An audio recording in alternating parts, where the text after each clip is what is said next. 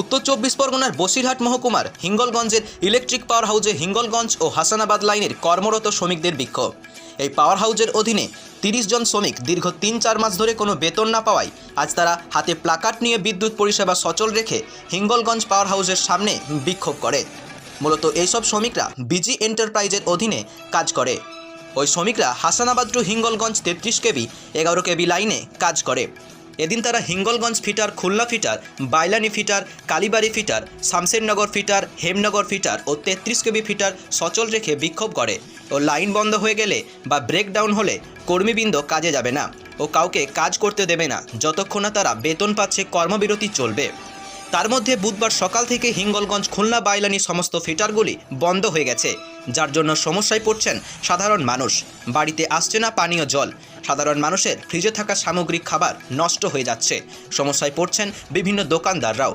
এই শ্রমিকরা তারা খুব স্বল্প বেতন জীবনের ঝুঁকি নিয়ে জীবন জীবিকা নির্বাহ করত, কিন্তু বিগত 3-4 মাস ধরে বেতন না পাওয়ায় তাদের সংসার আজ পথে বসছে। তাই এদিন ন্যায্য বেতনের দাবিতে বিক্ষোভে সামিল হয়েছে। যতক্ষণ না পর্যন্ত বেতন না পাচ্ছে ততদিন এই অচল অবস্থা চালিয়ে যাবে। শ্রমিকরা কবে পাবে তাদের ন্যায্য হকের পাওনা? এখন ভোলা মহেশ্বর এন্টারপ্রাইজ আপনার কাছে সমস্ত ধরনের বিশুদ্ধ পানীয় জলের ফিল্টার সুলভ মূল্যে বিক্রয় করা হয়। বেতন কবে হবে পরিস্থিতি স্বাভাবিক, এটা এখন দেখার বিষয়। ডিসেম্বর মাস থেকে 2024-এর মার্চের আজ 13 তারিখ আমরা এই 3 মাস বেতন পাই না, তার জন্য আমরা এই কর্মবিরতি করেছি।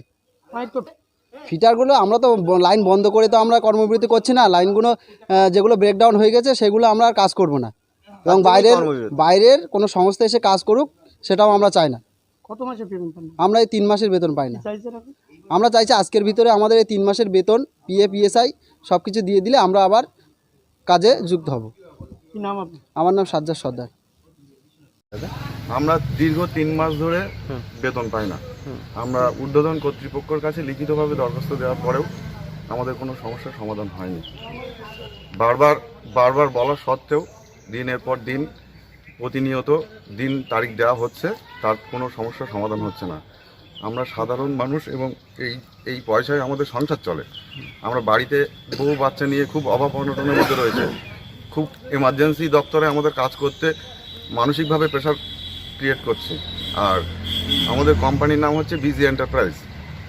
হিঙ্গলগঞ্জ থেকে প্রতিনিধি প্রদীপ সরকারের রিপোর্ট, অরণ্য টিভি।